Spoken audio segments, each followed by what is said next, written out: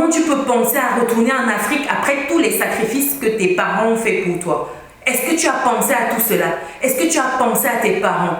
Qu'est-ce qu'ils vont dire? Comment tes parents seront? Comment seront vos proches? Est-ce que vous avez pensé à tout ça? Est-ce que vous êtes tombé sur la tête? Qu'est-ce qui ne va pas avec vous? Mais réfléchissez un peu, prenez le temps de la réflexion. L'Afrique, ce n'est pas ce que vous pensez. Ça n'a rien à voir, ce n'est plus comme dans tes souvenirs. Mais ma chère, ça ne va pas. Sincèrement, je ne sais pas ce qui vous a traversé l'esprit, mais je pense que ce n'est pas une bonne idée de retourner vivre en Afrique.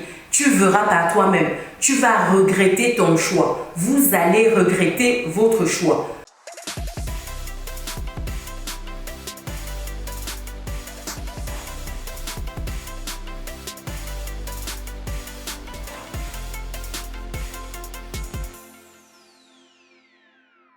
Bienvenue de nouveau sur Business et Réussite, la chaîne qui te permet de muscler ton mindset et tes finances.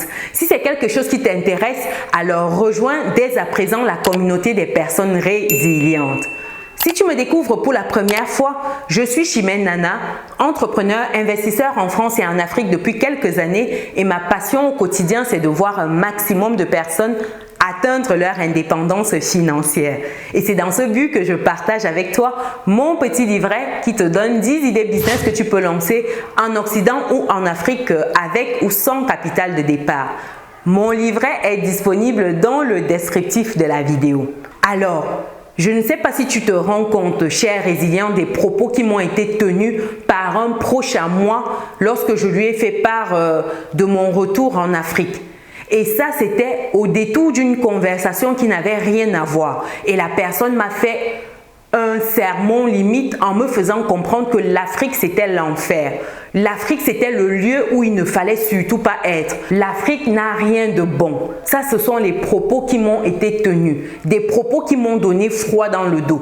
Parce que me rendre compte que c'est une personne qui allait à l'école, qui a fréquenté, et l'entendre tenir de tels propos montre à quel point dans notre communauté, notre mal, ce n'est pas les études, ce n'est pas l'éducation de manière classique comme on l'entend. C'est plutôt notre mindset, c'est notre orientation, c'est notre conditionnement. C'est ça qui tue notre société, c'est ça qui tue notre communauté. De réaliser qu'on a des personnes qui sont aussi talentueuses dans leur domaine de définition, dans leur créneau, mais qui ne comprennent pas les réalités du monde dans lequel on vit. Des personnes qui pensent que c'est à l'Occident de venir transformer notre Afrique. C'est à l'Occident, aux Européens, de venir développer notre continent à notre place. Des personnes qui ne jurent que par l'Occident.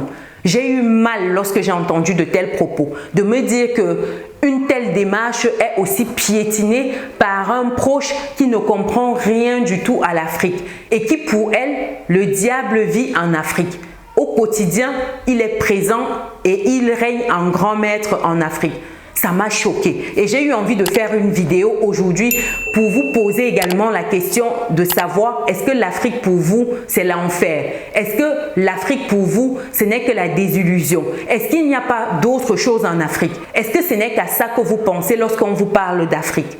Dites-le moi en commentaire. Je suis curieuse de lire vos commentaires parce que moi j'ai été tellement choquée de voir une Africaine, quelqu'un qui a grandi en Afrique, qui a fait ses études en Afrique et qui est venue ici pour parfaire quelque chose qui avait déjà été commencé en Afrique. Donc c'est une personne qui connaît bien les réalités et qui sait très bien que en Afrique il y a des opportunités. Mais pourtant aujourd'hui qui a carrément tourné le dos à l'Afrique en mode il n'y a rien de bon en Afrique. Il y a les sorciers, c'est des personnes qui vont venir tout le temps vous marabouter, vous créer des histoires, des embrouilles. C'est les routes qui n'existent pas, l'État ne s'occupe pas de faire les routes, c'est tout le temps cassé, c'est pas possible de vivre dans de telles conditions, il n'y a pas d'hôpitaux, il n'y a pas de système de santé. Regarde ici, si tu es malade, tu sais très bien que tu seras bien pris en charge. Qui te prendra en charge là-bas? Qui prendra en charge tes enfants?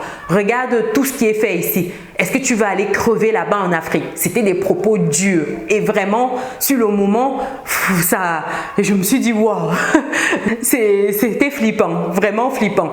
Et au-delà du système sanitaire, c'était de se dire que c'est des gouvernements qui sont corrompus, c'est pas possible de faire quelque chose administrativement parlant de manière réglo sans avoir à sortir de l'argent, à corrompre quelqu'un. C'est un système qui est pourri jusqu'à la moelle. L'Afrique, vraiment, il n'y a rien de bon. Mais vraiment, ces propos étaient durs. Mais quand je dis dur, je vais éviter certains termes qui ont été utilisés, mais moi, je me suis dit, mais comment on en arrive là?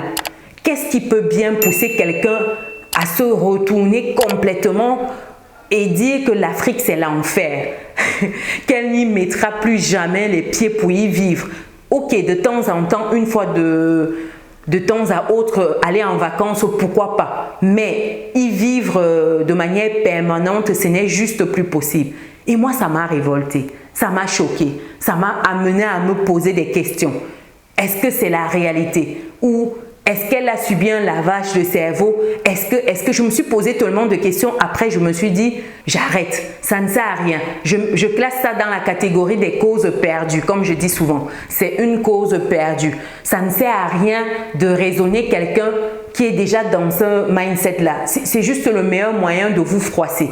Donc, moi, je me suis dit, c'est une cause perdue, je laisse tomber. Comme j'ai lu une fois en commentaire quelqu'un qui disait que on peut convaincre 40 savants avec une seule preuve, mais c'est impossible avec 40 preuves de convaincre une personne qui est braquée. Donc, j'ai vu ça en commentaire et ça m'a bien fait sourire. On était typiquement dans ce cas de figure-là où tous les arguments que j'aurais pu lui apporter n'auraient servi à rien parce que dans sa tête, elle avait déjà tourné le dos à l'Afrique. Elle a déjà tourné le dos à l'Afrique.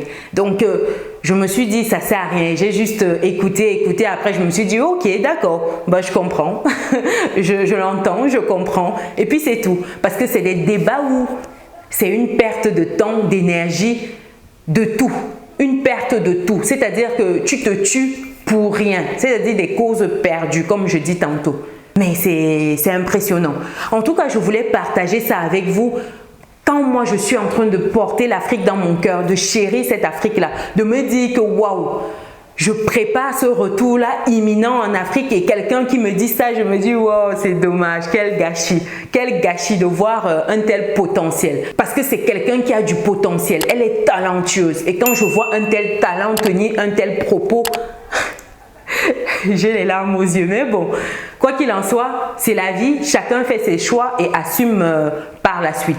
Si pour elle, ce n'est que l'Occident aujourd'hui, pourquoi pas? Chacun est maître de sa vie. Moi, je ne suis pas là pour juger qui que ce soit. Du moment qu'à la fin de la journée, chacun en paix, à l'aise avec sa conscience, tout va bien. Quoi qu'il en soit, c'était pour attirer votre attention sur l'environnement dans lequel vous vivez. Quand vous allez prendre une décision de vie, un tournant drastique dans votre vie, sachez qu'il y aura toujours des gens qui viendront vous faire comprendre que vous faites fausse route.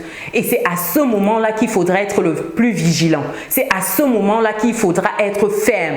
Ne rien laisser qui pourrait vous parasiter l'esprit. Parce que pour quelqu'un qui a un esprit qui ne sait pas, qui se pose encore des questions, avoir un proche qui tient un tel propos, il va tout de suite rebrousser chemin. S'il ne sait pas ce qu'il veut réellement, exactement dans sa vie, il va couper court et dire que ben non, je vais encore réfléchir.